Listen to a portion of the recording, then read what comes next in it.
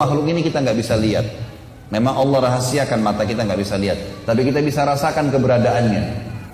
Saya kasih contoh. Kata Nabi Muhammad SAW, kalau seseorang di antara kalian mau tidur di malam hari, maka malaikat pendampingnya, kan kita didampingi oleh 3 malaikat ya. Ada malaikat pencatat amal baik, ada pencatat amal buruk, ada namanya malaikat hafadhah. Hafadhah ini menjaga. Jadi kalau orang mau jatuh nggak jadi, orang mau ini nggak jadi. Ini ada memang, dia memperingatkan manusia. Ini yang malaikat hafadhah untuk mengimbangi, ada namanya qarin, pendamping dari syaitan. Yang iblis memang minta sama Allah supaya setiap anak Adam didampingi oleh anak cucunya dia untuk nyesatin. Ini dua-duanya nggak kelihatan nih, tapi lihat bagaimana Nabi menjelaskan kepada kita. Kata Nabi SAW, kalau seseorang di antara kalian mau tidur di malam hari, maka malaikat pendampingnya datang, syaitan pendampingnya datang. Lalu malaikat berkata, tutuplah hidupmu dengan kebaikan. Malaikat ini coba membuat dia ingat semua perbuatan baiknya hari itu. Sholat berjamaahnya, yang dia hadiri majelis ilmu. Jadi kalau teman-teman mau tidur malam, coba renungin sebentar, kita bisa ingat tuh. Kalau kita selalu teringat perbuatan baik tadi, itu dari malaikat penjaga kita. Dia berusaha membuat kita jadi ingat. Dan kata Nabi SAW, qarinnya, syaitannya akan mengatakan tutup hidupmu dengan keburukan. Diingatkan dosa-dosanya. Yang dia berzina, yang dia dusta, yang dia menipu tadi.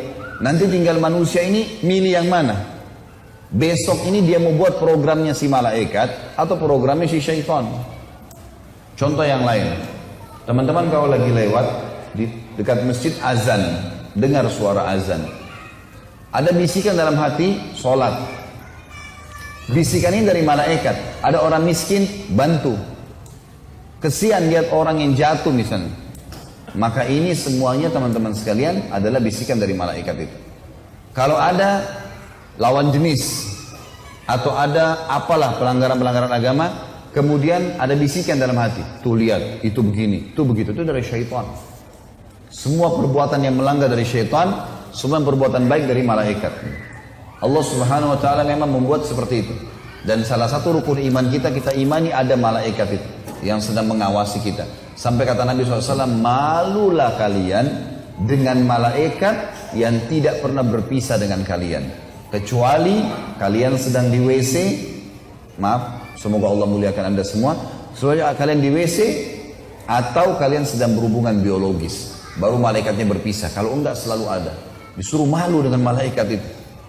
Kata Nabi SAW, malaikat terganggu dengan yang mengganggu manusia.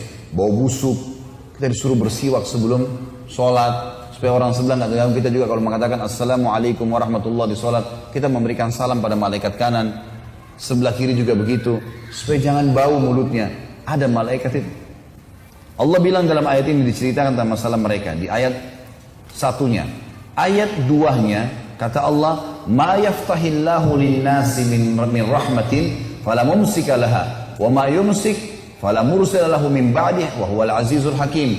Apapun yang telah Allah berikan kepada manusia dalam bentuk rahmat, misal kayak gini kita bisa hirup oksigen. Bapak Ibu sekarang hirup oksigen gratis, nyaman saja, masuk keluar. Saking mudahnya kita hirup oksigen, rezeki dari Allah ini. Saking mudahnya sampai kita kayak tidak tahu nilainya. Padahal kalau orang sesak napas, berapa harga tabung gas tuh? Tabung oksigen di rumah sakit. Gratis. Hujan mungkin kita mengeluh dengan hujan. Padahal hujan itu proses bagaimana secara alami menguapnya di musim panas air.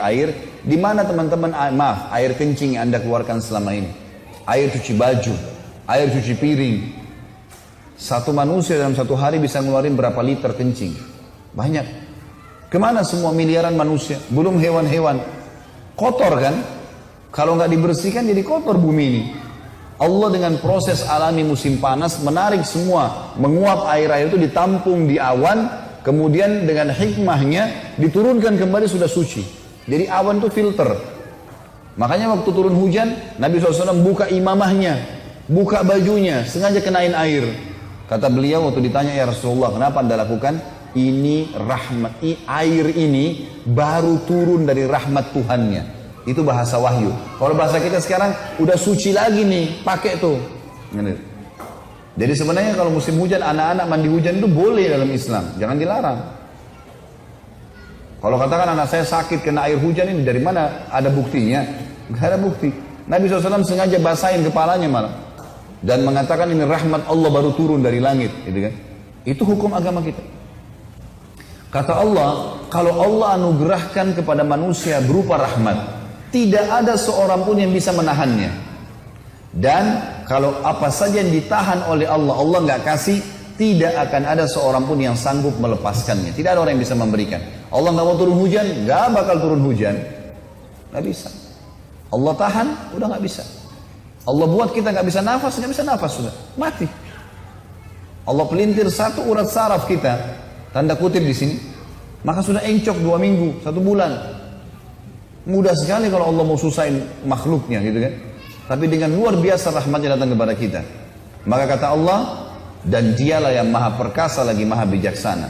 Ayat terakhir, ayat 3-nya, Allah berfirman, Ya ayyuhan nasu dzkuru ni'matallahi alaikum, hal min khaliqin ghairullahi yarzukukum minas sama'i wal ard, la ilaha illa huwa fa anna tu'fakun. Hai manusia, suku apapun dia, diajak ngomong sama sang pencipta Allah. Karena kita semua sama dari keturunan Adam. Hai manusia, ingatlah akan nikmat Allah kepada kalian. Adakah pencipta selain Allah yang dapat memberikan rezeki kepada kalian dari langit dan bumi? Tidak ada Tuhan selain Dia, maka mengapa kalian berpaling dari kebenaran ini?